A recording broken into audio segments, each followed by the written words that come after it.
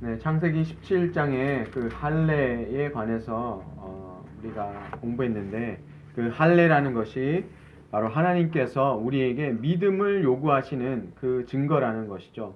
예, 그 할례가 그 자체로서 어떤 그 효과가 있는 것이 아니라, 그 할례라는 것이 바로 우리의 믿음을 요구해서 바로 전능하신 하나님이 그 약속하시는 것을 지키시고 또 그 말씀하신 것을 이루시는 전능하신 하나님이라는 것을 믿으라는, 바로 하나님께서 우리에게 우리의 믿음을 요구하시는 그 증거라는 것 우리가 공부했습니다. 바로 그 우리 몸에 이제는 그 증거를 두게 하셔서 우리가 그 약속을 믿어 의심치 못하도록 하기 위해서 주님께서 우리에게 그 바로 할례를 구약에서 주셨다는 것을 알 수 있습니다. 그래서 그때나 또 이스라엘 백성들에게 여전히 동일하게 하나님께서 요구하시는 것은 그들에게 믿음을 요구하신다는 거죠.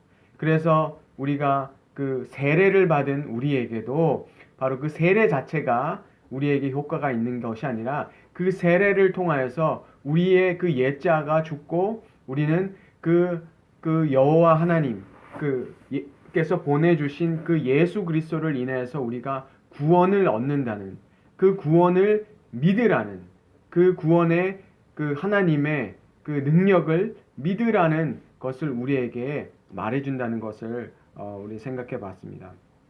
창세기 18장에서는 바로 여호와께서 그 아브라함과 사라에게 다시 나타나는 장면이 나오는데요.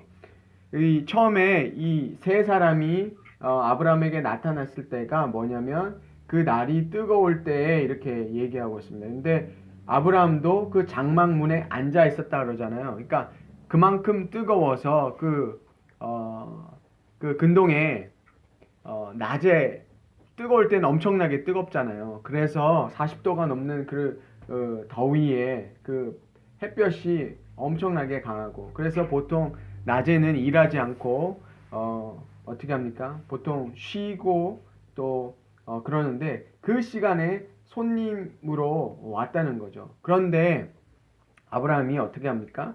그 사람들을 나아가서 그 환영하고 그 사람들에게 그 호의를 베푸잖아요. 발도 씻게 하고 떡을 만들어서 그들을 섬기는 겁니다.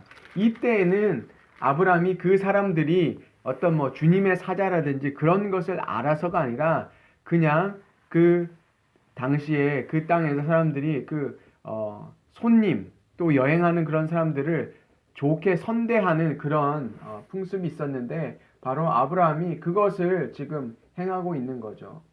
그런데 그 손님을 선대하고 있을 때 뭐라고 하고 있냐면, 그 손님들이 사라가 어디 있느냐, 그쵸? 근데 이 장면서부터 이 아브라함이 이 사람들이 하나님이 보내신 사자라는 것을 아마 알았던 것 같아요. 그쵸? 가르쳐 주지도 않는데 그 아브라함의 아내 사라의 이름을 부르면서 사라가 어디 있느냐라고 얘기를 하고 있습니다. 근데 하나님께서 아브라함에게는 계속 이 찾아와 주시고 그 언약을 약속해 주셨는데, 그래서 이름까지 아브라함을 아브라함에서 바꿔주시고 아브라함으로 바꿔주시고, 사레도 사라로 바꿔주셨죠. 그러니까 사레는 공주고 사라는 여주인, 뭐 이렇게 바꿀 수 있는데, 뭔가 이 모든 큰 민족의 그 주인이 되는 여주인, 어미가 되는 어떤 그런 의미를 담고 있어요. 근데 그렇게 사레의 이름을 사라로 바꿔주셨는데, 이 하나님의 사자 또는 이 하나님이 찾아오셔서 지금 사라가 어디 있느냐라고 묻는 것은, 뭔가 사라에게 또 아브라함에게 하셨던 것처럼 어떤 믿음을 요구하시는 것을, 뭔가 사라를 가르쳐 주시기 위해서 오셨다는 것을 알 수 있어요.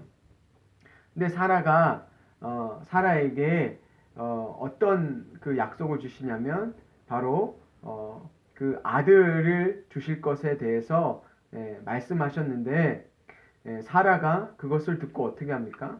속으로 웃었다 이렇게 얘기합니다. 자기의 그 생리가 끊어졌고 이제 아브라함도 나이가 늙어서 더 이상 아이를 가질 수 없다라고 생각했기 때문에 있잖아요. 17장에서 그 할례를 받고 그렇게 약속을 줘도 아브라함이 그때 아마 아브라함은 그 믿음으로 그것을 받아들였는지 모르지만 이 사라는 그것을 믿지 않고 있다는 것을 이 장면에서 알 수 있어요. 그렇죠? 하나님이 그 사자를 보내서 그 약속을 다시 말씀해 주시지만 사라는 어떻게 합니까? 웃었어요. 그러니까 이런 웃음을 뭐라고 그러죠? 비웃음이라고 볼 수 있겠죠. 그렇죠? 좋아서 웃는 게 아니라 비웃음이에요. 못 믿으니까 그게 말이나 되느냐고 진짜 피식하고 그쵸? 그 비웃었단 말이에요. 하나님께서 그 아들의 이름까지 지어주셨잖아요. 뭐라고요? 이삭이라고 지어줬잖아요. 아들을 주실 것을 17장에서 약속하시면서 그 아들의 이름을 이삭이 뭐예요? 웃음. 그들에게 웃음을 주실 것을 말씀하시는데 지금 18장에 와서 바로 하나님의 그 사자가 와서 그 이야기를 했을 때 사라는 어떻게 했습니까? 믿지 않고 비웃어버렸단 말이에요. 그러니까 사라는 그 불신앙으로 지금 있는 거잖아요. 그러니까 아브라함의 믿음만이 필요한 게 아니라 사라에게도 열국의 어미가 되고 그쵸? 그 새 민족의 그 시작이 되는 이 사라에게도 바로 믿음을 요구하신다는 것을 알 수 있어요. 예. 뭐 아브라함이 할례를 받으면서 그 약속을 믿으라는 것뿐만 아니라 하나님께서는 그 사라에게도 그 믿음을 요구하시기 때문에 그 사라를 찾아오신 거죠. 그래서 오셔서 누구를 찾습니까? 사라를 찾는 거죠. 바로 사라에게 바로 하나님의 그 약속을 믿으라는 것을 하나님께서 말씀해 주시는 것 같아요. 그래서 왜 나이가 이렇게 늦을 때까지 아브라함과 사라가 10살 차이가 나거든요. 그런데 그러면 이 사라가 이렇게 나이가 들도록 왜 아이를 주시지 않았을까? 다른 한편으로 생각해 보면 사라의 믿음도 완성되지 않았기 때문에 사라의 믿음이 하나님이 요구하신 그 믿음의 그 상태까지 가지 않았기 때문에 하나님께서 사라를 찾아오신 것 같아요. 그러니까 더 정확하게 얘기하면 사라의 생리가 끊어질 때까지 하나님께서 기다리신 것 같아요. 더 이상 자신들에게 어떤 가능성도 없고 아이를 가질 수 없는 그 순간까지 가서 정말 사람이 기대할 수 있는 사람에게는 어떠한 가능성도 없는 그 순간까지 갔을 때도 뭘 믿게 하시는 거예요? 하나님의 능력을 믿고 하나님이 전능하시다는 것을 사라에게도 믿게 하시기 위해서. 때로는 하나님이 어떤 약속을 주실 때 그 약속을 받은 사람만 중요한 게 아니라 그것을 함께 이루어가는 그런 동역하는 사람들, 그런 사람들까지도 하나님께서 함께 그 믿음의 사람으로 그 약속을 정말 하나님이 행하시는 그 약속을 이루시는 것을 볼 수 있는 그 믿음을 갖도록 하나님께서 준비하시는 것을 볼 수 있어요. 그래서 이 아브람과 그 사라가 한 몸이듯이 그쵸? 창세기에서 말씀해 주신 것처럼 이 사라의 믿음도 하나님께서 그 하나님께서 기대하시는 아브라함이 믿음으로 의로 여겨 주셨던 것처럼 이 사라도 바로 그 믿음으로 의롭게 되는 그 상황으로 그 믿음이 주어지길 때까지 하나님께서 그 상황을 만드시고 그 사라를 찾아오셨다는 것을 볼 수 있습니다. 그래서 사라가 그 얘기를 너가 웃었다 했는데 뭐라 그럽니까? 내가 웃지 않았다. 예. 그런데 하나님이 다시 얘기했어요. 너 웃었다. 그러니까 사라가 너 믿음 없음을 하나님께서 분명하게 지적해 주신 거죠. 아마 그것을 통해서 사라가 자신의 믿음 없음을 깨닫고 바로 하나님이 그 믿음 없음 때문에 하나님께서 그 일을 이루지 않으셨다는 것을 아마 깨달았지 않았나 생각이 됩니다. 그리고 나서 하나님께서 소돔 땅으로 향하고 계시죠. 그런데 17절에 이렇게 얘기하세요. 여호와께서 이르시되 내가 하려는 것은 아브라함에게 숨기겠느냐. 하나님께서는 아브라함을 어떻게 여기는 것이죠? 자기 것을 숨기지 않는 것. 자기의 친구로 생각하는 거예요. 이 이 시대의 이 지방에서는 자기의 것을 숨기지 않는 것은 친구처럼 여길 때, 친구는 자기의 것을 숨기지 않는다 그러죠. 모든 것을 다 얘기하는 그런 관계라고 하는데, 하나님께서 아브라함을 바로 하나님의 친구처럼 어떤 동력자, 파트너로 생각해 주셨다는 거예요. 그건 정말 놀라운 일이죠. 하나님께서 아브라함을 택하셔서 큰 민족을 이루게 해주신 것은 바로 아브라함을 그런 하나님의 뜻을 이루는 동력자로 생각해 주셨기 때문에 그렇게 하셨어요. 그래서 아브라함에게 숨기지 않으셨죠. 만약에 하나님께서 그 소돔과 고모라를 심판하기를 그냥 원하셨다면 그냥 심판하시면 돼요. 뭐하러 성경에 써서 이렇게 복잡하게 할까요?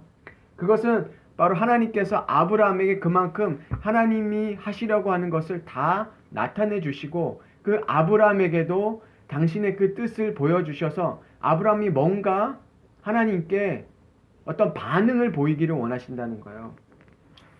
그래서 그리고 나서 19절에 이렇게 말씀하세요. 뭐라고 하냐면, 하나님이 아브라함을 강대하게 하시고 복을 받게 할 것이라고 약속해 주시면서, 그렇죠? 그렇게 하시는 이유가 뭐냐면 아브라함의 자손과 그의 가족들이 여호와의 도를 지켜서 의와 공도를 행하게 하기 위해서 하나님께서 이 아브라함을 택하셨다는 거예요. 바로 아브라함을 택하시면서 그와 그의 자손들로 하여금 하나님의 도를 이 땅 위에 나타내게 하려 함이라.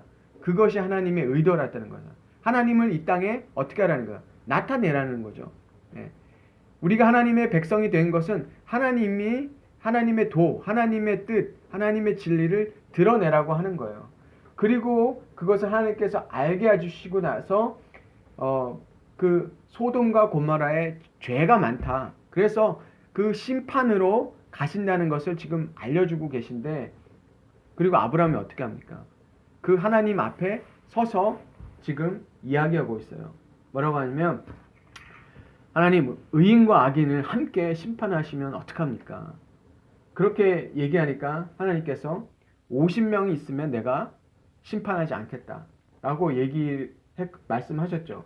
그러니까 아브라함이 다시 얘기하죠. 그러면 아브라함이 이제 27절에 보면 뭐라고 그래요? 자기는 티끌이고 재와 같지만 하나님께 지금 아뢰입니다. 요청합니다. 그러면 5명이 부족하면 어떻게 합니까? 그러니까 50에서 45명 있으면 어떻게 합니까? 그래도 하나님께서 멸하지 않는다고 하시고, 그러면 40명이면 어떻습니까? 그래도 멸하지 않으신다고 30명, 20명, 10명 이렇게 얘기해요. 이거 무슨 말장난 하는 것도 아니고, 예. 그렇게 지금 계속 아브라함이 하나님의 그 말꼬리를 잡아서 계속 그렇게 해도 30명 있으면, 20명 있으면, 10명 있으면 멸하시겠습니까? 라고 하나님께 묻죠. 근데 하나님께서는 10명만 있어도 멸하시지 않겠다는 거죠. 사실은 아브라함이 거기서 10명에서 해서 9, 8, 7, 5, 4, 셋, 2, 하나까지 가도 사실은 물을 수 있는 거지만, 아브라함이 알았죠. 10명까지 물었을 때 이것이 숫자 때문에가 아니라 하나님께서는 그 의인과 악인을 함께 멸하시지 않는다는 것을 분명히 알았어요. 10명까지 물어보고. 의인을 악인과 함께 멸하시지 않는다. 그것을 아브라함이 알았다는 거죠.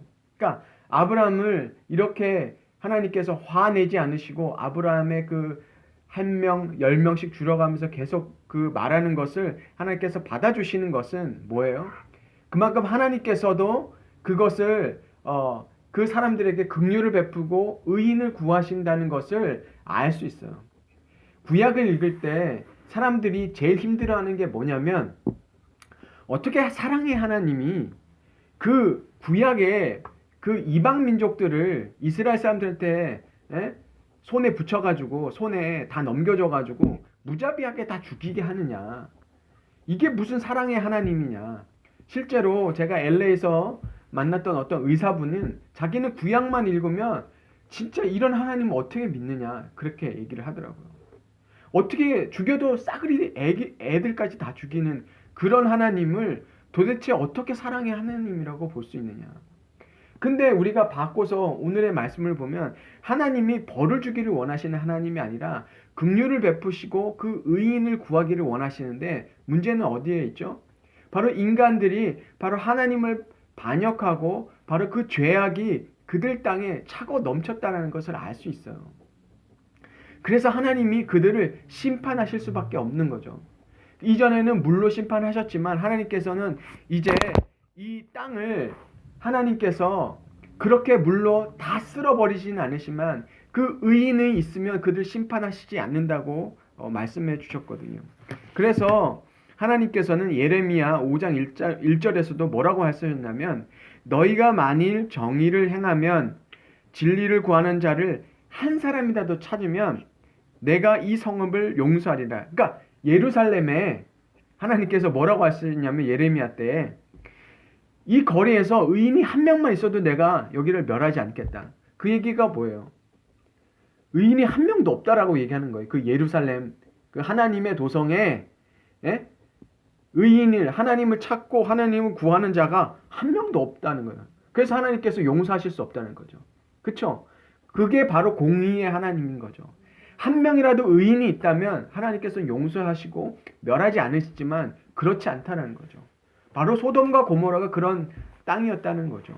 바로 하나님께서 이스라엘 민족을 통해서 그 이방 민족을 심판하실 때 바로 그들의 죄악이 그렇게까지 찼다고요. 하나님께서 그 아브라함에게 약속을 주실 때, 그렇죠? 그 약속의 땅을 주시는데 바로 들여보내시지 않는데 그게 언제까지였어요? 그 땅의 죄악이 찰 때까지.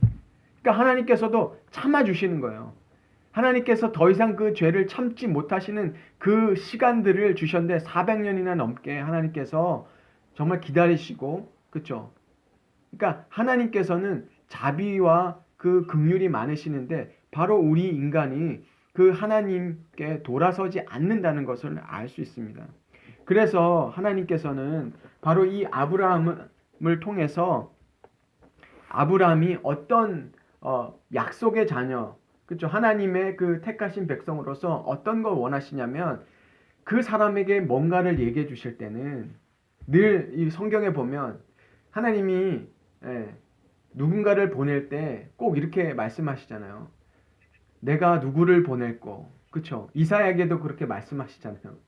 내가 누구를 보낼고, 꼭 그런 말 다 듣게 얘기하신단 말이에요.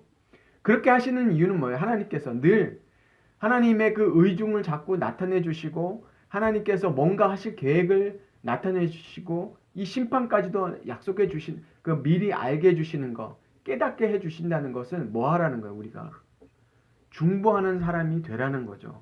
다른 사람들을 위해서 기도하는 사람이 되라는 뜻으로 하나님께서 그렇게 알게 해 주시는 거죠. 그래서 에스겔서 22장 30절에도 보면 하나님께서 그 이스라엘을 심판하시기 전에 이렇게 말씀하세요. 이 땅을 위하여 성을 쌓으며 성 무너진 데를 막아서서 나로 하여금 멸하지 못하게 할 사람을 내가 그 가운데서 찾다가 찾지 못하였으므로. 아까 그 예레미야서랑 비슷한 말씀 있잖아요. 누군가 하나는 내가 이 땅을 이 사람들을 심판하려고 해도 좀 누가 막아서는 사람이 있었으면 좋겠다. 그러니까 우리가 그걸 알 수 있죠. 하나님이 심판하기를 원하시는 게 아니라 누군가 기도하고 그 심판을 막아줄 자를 찾으시는 거예요. 중보하시는 자를 찾으신다는 거죠. 바로 그 모습을 하나님께서 오늘 이 18장을 통해서 보여주시는 것 같아요. 아브라함이 믿음의 그 자손이 돼가는 것, 그 하나님의 약속을 이루어가는 것, 그 사라가 역시 믿음의 사람이 되었어야 됐고, 그리고 그 아브라함도 어떤 사람이 되었다는 것을 볼 수 있어요. 다른 사람을 위해서 중보하는 자, 자기 조카 롯이 있는 그 소돔 땅을 향해서 중보할 때, 이제는 사랑이 있기 때문에 중보하잖아요. 관심이 없으면 기도도 안 나와요, 사실은. 그런데 아브라함이 롯을 구하러 전쟁에도 가는 것뿐만이 아니라 이제는 하나님 앞에 서서 기도하는 자로 그 롯을 위해서 중보하죠. 그래서 정말 그 19장에 보면 하나님께서 심판하시는데 뭐라고 나오냐면 29절에 보면 19장 29절에 하나님께서 그 성을 멸하실 때 뭐예요? 하나님이 아브라함을 생각하사 롯을 그 엎으시는 중에, 그러니까 그 땅을 소돔과 고모라를 심판하신 그 중에 롯을 보호해 주셔서 그 성의 그 재앙을 피해 가게 하시는 것을 볼 수 있습니다. 바로 우리에게 하나님께서 약속의 자녀로 하나님의 그 약속을 받은 자녀들은 하나님의 그 도를 나타내야 되는데 그것 중에 하나가 뭐냐면 그쵸? 다른 이를 위해서 그 중보하고 그들을 정말 하나님께로 인도하고 하는 그 삶으로 우리를 살아가게 하신다라는 것을 우리가 19장의 말씀을 통해서 보게 됩니다. 그렇게 아브라함이 계속해서 믿음이 있어지고 그리고 하나님께 기도하는 사람으로 그쵸? 그 약속을 받기에 합당한 사람으로 하나님께서 만들어 가시고 그런 모습으로 살아가는 것을 우리가 보게 됩니다. 우리가 그래서 약속의 자녀로서 정말 중보하고 하나님 앞에 정말 기도하는 그런 삶으로 나가기를 주님의 이름으로 축원합니다.